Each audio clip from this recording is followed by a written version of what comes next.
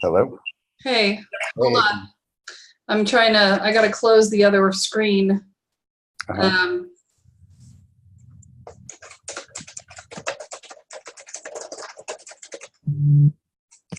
all right, so let me close the other one because it won't let me access the camera here until I close the other one. So let's just get that going here.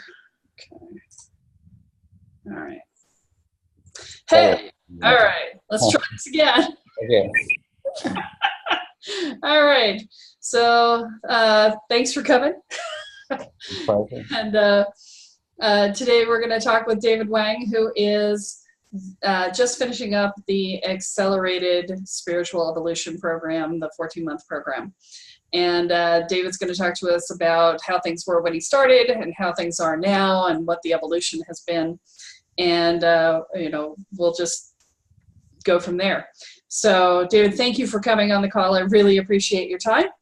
And thank you for going through the attempt to do this live and then starting over because that didn't work so well. I will see what I can do about the technology, and I'll pick a different platform next time. So, but for now, let's just move forward here. Can you tell us a little bit about where you were when you started with this program? Sure. So thanks for having me on. So when I first started and I first met you, I had just quit my finance job 6 months ago. I knew it wasn't my passion and I wanted to have my own business. So I was working really hard for 6 months and I was in this state where I was always kind of in a rush and always grasping at things. And I felt like I had a million different things to do because, typically when you're looking at how to start a business, there's all this advice about how you got to hustle and how you got to kill yourself and how if you're not giving 200%, then, somehow you're not, you're not doing the right thing. So what ended up happening was I was just constantly in this state of chasing after things. I would read books. I would really, consume material. I'd be on webinars and just really trying to make something happen. But I wasn't able to get the results that I was hoping to do, hoping to get after working so hard. Yeah. Yeah, I've talked to a lot of people who do that, not just in trying to build a business, but just in life in general, where it's just like you're running trying to keep up. And every time you turn around, there's just something that didn't get done. And you're just like, oh, God. And, you go to bed with a to-do list in your head and you wake up with a to-do list in your head and you just never really get any downtime, because every moment is spent reviewing the to-do list. Even if you're trying to take downtime, you're like, oh, I got this and this and this and this and this to do. So after I get done with this, I'm going to and in your head, you're still doing, even though you're taking downtime. Does that sound familiar? Right. Yeah. Yeah. So tell me about your physical space. What did your physical space look like when you got started? Yeah, so in this attempt to really hustle and to really, make things happen, I ended up not really taking good care of myself and my own sense of well-being and the way that I was treating myself was just really poor. So in my space, I didn't even have a bed frame. It was kind of just a bed. There weren't really much furnishings around, and typically it was always a mess. And even in my living room, there were like boxes over there. And I didn't even realize the effect that it was having on me. But now that I look at it, I'm like, wow, like that was such a mess. Yeah. Yeah. And I remember even when I was eating, I would be using paper plates in an attempt to save money. So, just my level of personal care was, it was pretty bad, even though I was spending so much effort, trying to get things done and putting so much effort. None of that was actually going to myself. Yeah. And how about your relationships? Yeah. So in my relationships, I found that I had really weak boundaries. Mm-hmm. So even though I knew this concept of boundaries intellectually. In practice, I just kept finding myself being walked over in relationships Mhm. and feeling like that I was always giving and somehow I was never really able to receive. Um, and just really constantly having my energy being sucked and not really knowing how to take control of that. Yeah, yeah, and that's particularly challenging for someone in your position where doing what you do. Do you want to tell people what you do? Or so I'm a coach and I'm also a tantra educator. So I teach workshops, I do private sessions here in New York. Um, And yeah, so, having a hard time not having your energy sucked would be a challenge for working in private session and tantra work, wouldn't it? absolutely. Yeah, yeah, I would imagine. So, so you started into the program and you were fresh out of your finance job 6 months before, and tell us a little bit about how it was to step into the program. Um, so I think at the beginning, I didn't really know what to expect. Right. I just remember that when I talked to you and we had that energy scan consultation, you had told me that my inner child was really sad. And at the time, I was like, why? What do you mean my inner child is sad? I'm doing so much, right? What's going on over here? And you said it was the way that I was treating myself. So Now, to be clear, I hadn't met you before when I was doing this, saying this to you, right? right, right. So when you had said that, and especially the other things that you had said in the energy scan, like it all resonated with me. So I felt this pull, like I need to work with you. Yeah. And it was such an amazing choice. Um, It feels like so long ago, doesn't it? yeah, It's like a long time ago. yeah. But the transformation has just been huge. Like I would say that um, the biggest thing is really an ownership of myself, like a feeling of being comfortable in my own skin and really owning my power and having this sense of subtle confidence that I never really had. Yeah. I think this is the first time in my life that I've actually had this feeling of being comfortable in my own skin. And what So, does that mean to you as you walk out into the world? Are you, how is it showing up in your world? yeah, it's a little bit, I feel like the words don't really do it justice. Yeah. Like had you told me, oh, if you join my program, you're going to have ownership of yourself, I would have been like, oh, this this woman's trying to scam me. But I think, yeah, just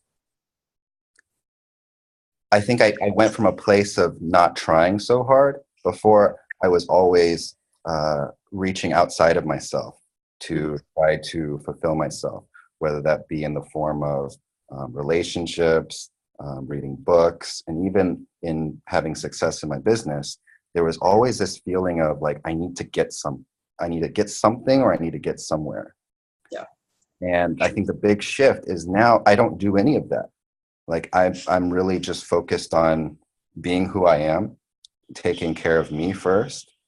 And surprisingly, all these things that I was chasing after, working so hard, now they're kind of just coming to me. Yeah. And it's like I'm kind of watching it happen. And, all of it is happening way more powerfully than when I was, struggling to try to make these things happen. Yeah. And your business is doing phenomenally, right? Yeah. I mean, you've like 6x'd your business or something. Well, when I first started, I had no business plan or anything, so I was pretty much making zero. I was an Uber driver, so that was kind of my way of paying the bills. So I went from making about 2,000, 3,000 a month, and now I'm going to make this month. I'm going to be a little bit over 8,000. So Yeah, and without Uber. without Uber, yeah, Without exactly. Uber, yeah. Okay. In fact, I recall a moment where the universe took Uber away from you. I remember that moment where you had something horrific happen to your car in the middle of the process so that you couldn't drive Uber. Yeah, so my car, it got moldy, and no matter no matter how many times I tried to clean it, something went wrong. So I went through like a phase of a month and a half where I couldn't use my car, which was it was very confronting to me because I still had that scarcity mentality of, oh my God, I need to make some money or else I'm not going to survive. And I think the universe just said, okay, look, you just got to trust. You just got to trust that things are going to flow. Um, we're going to take this away. And what ended up happening was I focused a lot more on my business. And now I'm in a place where it's much more sustainable and it feels like much less effort. Yeah. Well, and if I recall correctly, the time when you got furniture in your house was just shortly before you lost the use of your car. Yep. Yeah. So just as you started to take care of yourself, the universe went, oh, he's getting it. Let's take this now too. Right? Exactly. Yeah. Because that's kind of what happens. It's almost like the better I treat myself, the more I'm telling the universe, like, hey, this is someone who's worthy of being taken care of. And then it gets reflected in my external. Absolutely true. And how has that been reflected in your relationships? Yeah, so I think for the longest time, I've been a nice guy where I feel like I give a lot more than I receive. Mm-hmm. And I have these weak boundaries where I find myself in relationships and all of a sudden my sense of self becomes lost. And I find myself being taken advantage of. And what I realized was that really at the core of that issue was this feeling that if I said no, then something bad would happen. Like that they would just leave me and I would just be here all alone. Right. But once I actually started to really honor myself, I found that actually when I said no and I actually, put up my boundaries, that they started doing the things I wanted them to do in the first place. Yeah, go figure. It was such like my mind was blown. Yeah. And and I remember even saying to my partner at the time, I said, look, listen, I feel like I give much more than I receive. And she said, oh, okay. Well, what would you like to receive? And then I was like, oh, shit. Like, I didn't really know what I wanted, even if, even if I wanted to receive something. I was like, oh, this is why this doesn't happen to me, because I never even say what I want. And I never even allow myself to have it. Well, you don't even know what it is, right? Exactly. You figure that out first before you can say it. You got to know what it is, and then you got to be willing to receive it. And then right, and that's exactly what happens. And I remember you talking about that moment. You're going, I don't know. What do I want? I don't know. Right? And that's part of learning how to take care of yourself is learning what you want and what you need and making sure you get your needs met, right? Right. So what I noticed was once I had the courage to say those things and also to say no to things that weren't a true yes to me and my body, then people started to respect those, and they actually started to treat me well. Yeah. And my ability to kind of receive those things, it's really improved the quality of my relationships. Awesome. And, just so we're clear, it wasn't just a decision. It was a process for you. I mean, I remember that as we went through this, one of the things that showed up, you were talking about that do, read, consume. Mm-hmm. I remember having to forcibly give you 2 weeks off and saying, no spiritual work at all for 2 weeks. And that means not anything outside of the program either, right? You can't go watch videos. You can't and you were just like, I can't do that. It was hard.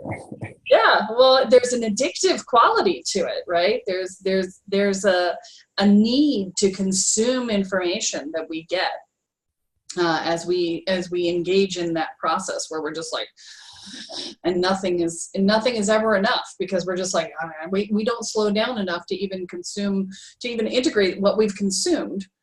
Mhm. So we don't even know where we're going with it. We just go, oh, what's next? What's next? What's next? What's next? Right? And then, yeah. So yeah. So it's you know, I talk to people about it being a complex tapestry of issues. Would you agree that that's true? Absolutely. And it was definitely a process. I mean, I feel like in order for me to have gotten the courage to set those boundaries and have the courage to ask for what I want, because I know that had I tried to do that at the beginning of this program, I wouldn't have had the courage to do that. Yeah. But what I loved is that you have this structure of being able to walk us through, you know, a step-by-step process of how we can really develop that courage and really start to love ourselves and really start to value ourselves enough so that we can do those things. So yeah. And I want to mention too that before the program, I had heard this idea of self-love, right? But it was only a concept for me. Yeah. And I had heard this because I would be on Instagram and all these women would be posting about like self-love, and I'd be like, oh my God, this is ridiculous. Like I thought it was something that women just did to like show off. Yeah. Yeah. So I silly. yeah, I remember when I was in that place, and it took me years and years, decades of hearing about self-love. I thought for many years that it was the same thing as self-esteem. Hmm. And I was like, well, I have high self-esteem. I have high self-love. I'm good. Hmm. Cool. Hmm. Not so much. Yeah. And I was like, why are these women bragging about this? This is so annoying.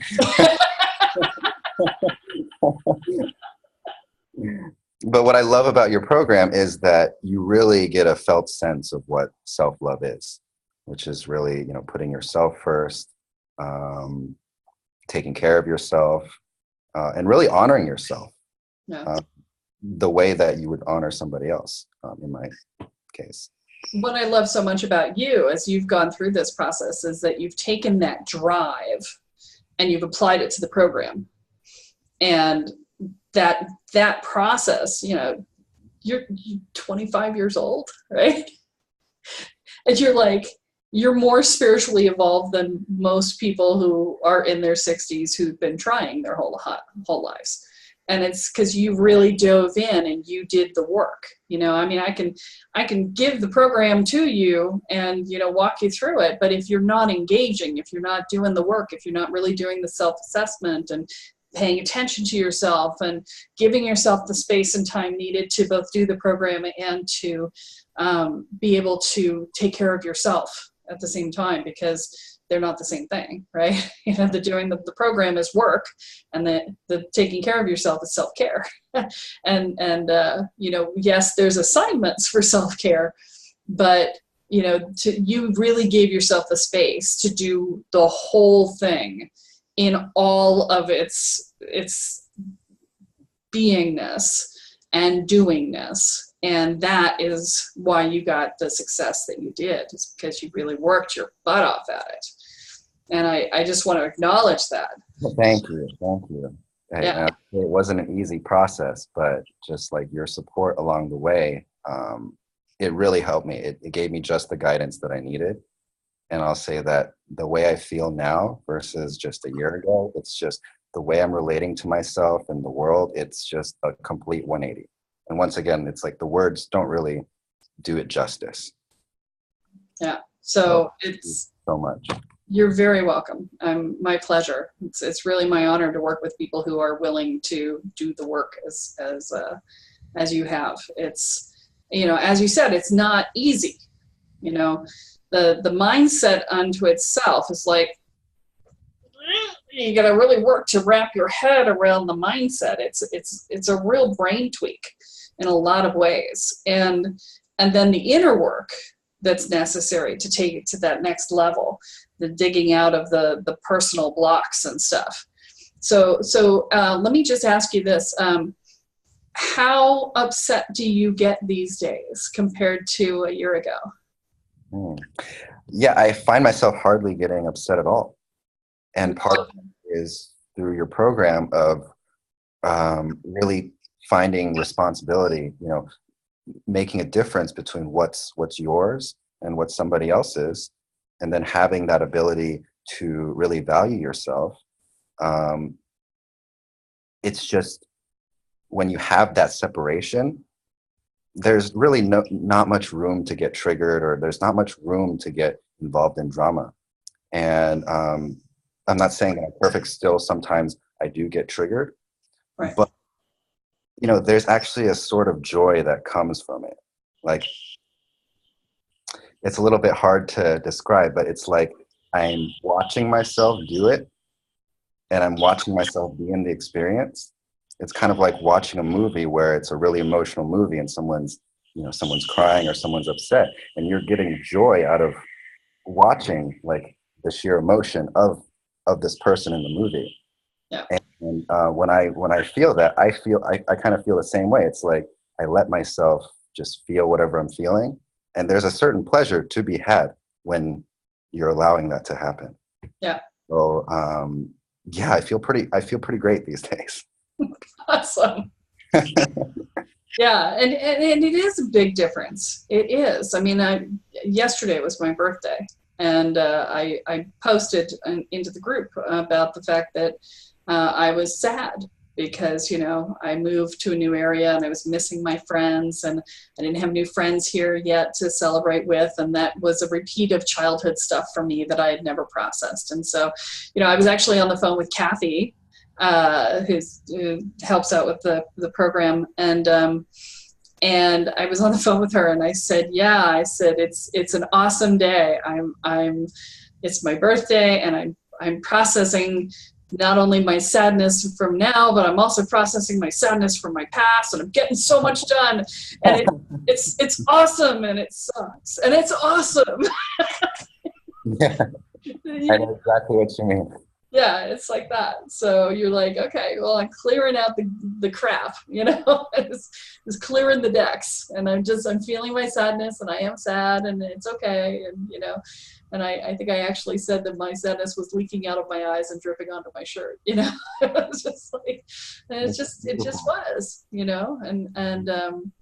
it doesn't mean that you'll never be sad again. It doesn't mean that you'll never be angry again. It doesn't mean that you'll never be upset again, triggered again, frustrated again, whatever. It just means that when those things come, you process through them, you let them go, and you move on with your life. And it doesn't like draw your attention over and over and over again. Did you ever have the experience back before you started of where you thought you had done something wrong, and you like ran every scenario of what you could have done differently through your head on autopilot for like hours and hours and hours? Absolutely. Yeah. Just so much blame and shame and just like beating myself up. And I think it's like when you get caught in that cycle, it's really hard to see another perspective. Yeah. And a lot of times you start making up these stories and you keep rewinding them in your head. I definitely guilty of that. Yeah. I did that one a lot. I remember that. I remember that vividly, where it was just like, oh, I screwed this up. I should have done this. I should have done that. And I'd play out the conversation in my head, or I'd get angry at somebody and I'd play out the conversation in my head over and over and over again about how I was going to tell them off or whatever it was. I'd get myself all spun up, I'd take, I'm a Scorpio. So, you don't let me express my emotions. I'm going to build them until I go, wow, all over you, Yeah. And I would just wait, because I hated confrontation so much. I hated it. It made me sick to my stomach, because the adrenaline rush would come up and would literally make me nauseated. And I was just like, and then I would go, bah! Right. Big surprise, it wasn't taken well. Yeah, and I think for me, it's really going through your program. It's really helped me separate like what's mine and what's not mine. Yeah. And from that place, it's really, really hard to get triggered, right? And when you do get triggered, you know that it's yourself, and Right. it's that needs to be healed within you. And in that case, from a higher perspective, like this is good too because I'm cleaning myself out. Right. And the trigger isn't a yeah sort of trigger. It's a ooh sort of trigger, right? It's Like, the wow, okay, scale. I need to heal that within me. All right, that's Yeah, I talked on the last call. I don't know if you caught it, but on the last program I did was on perfection, and I talked about the high highs and low lows that you have when you before you go through the program. There's like this, everything is awesome, everything sucks, everything's awesome, everything sucks, right? It's just like you're all over the place emotionally on this emotional roller coaster all the time, and it just sort of evens out as you go through the program. It's like, you still have happiness and you still have sadness, but it's not like whoa anymore. Did you have that experience too?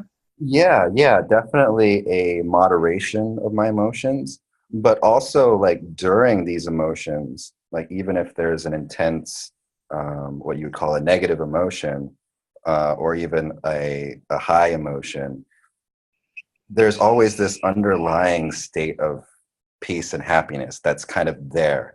Right. That's like, no matter what is happening, you're going to be okay. Yeah. Whereas before, if I got into some low state, then I would kind of get caught in it and I would abandon that state of peace and um, I guess happiness with a uppercase H, Yeah. right? Underlying happiness. That would kind of go. Yeah.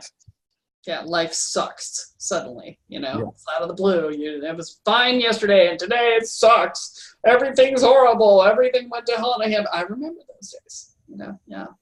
And you mentioned drama before. How has your relationship to drama changed? Yeah, it's just once I know what's mine and what's not mine, there's not really any room for drama because I feel like drama's only happening when you're trying to take over someone else's responsibility or they're trying to do something for you. And then there's this like um, muddled communication. And then there's like kind of this tug of war of, oh, you were supposed to do that, or you did this and you weren't supposed to do that. Um, but now I feel like once you're clear on what's mine and what's not mine, then there's no room for drama. It's either okay, are you going to do this or are you not going to do this? Right. Like, am I going to tolerate this or am I not going to tolerate this? Do I want this in my life or do I not want this in my life? Like, Yes. being able to accept the consequences of each, it leaves very little room for drama. Yeah. Yeah. Awesome. Very well said. So, is there anything else you would like to say before we wrap up from this call? Anything you'd like to tell people who might be thinking about coming into the program or starting down the path or anything like that? Sure. I think the other thing is, once I got rid of this feeling of always having to do and Hmm. also all the drama, it's created a massive amount of inner space in myself. So with all of this inner space, I've actually connected much better to my inner intuition. So I feel like now I have this inner compass that's guiding me because I've created the space for me to listen. I feel a connection to my intuition that kind of guides me along my path, and it's really a beautiful thing because now I've kind of developed this sensitivity where if I feel like I'm going down a wrong direction, I'll feel it in the very infant stages of it. Whereas before, I might be going down that path for a couple months, and then I realize, oh wait, that was the wrong path, and then that kind of explodes. I'm like, oh shit, okay, we gotta fix that. Yeah. But now it's like I can take two steps, and it's like, oh, okay, that's not for me. Let's just go a different way. So it's really saving me a lot of time and energy. So it's really a beautiful thing. Awesome. Awesome. Well, thank you so much for coming on the call today and sharing with everybody what your experience has been. I so appreciate you. And it's been such a joy to watch your evolution and to be a part of it. And it's been my honor to be there as part of that for you. I just so appreciate you sharing today. So thanks for coming, David. Thank you so much, Kelly. You really impacted my life. So if anybody is kind of on the fence of working with you, I would definitely recommend anything that you're putting out. Highly recommend it. It's profoundly impacted my life, and I so appreciate it, really. Thanks, David. All right. Thanks. We'll see you next time. All right, bye-bye. Bye-bye. Thanks, guys.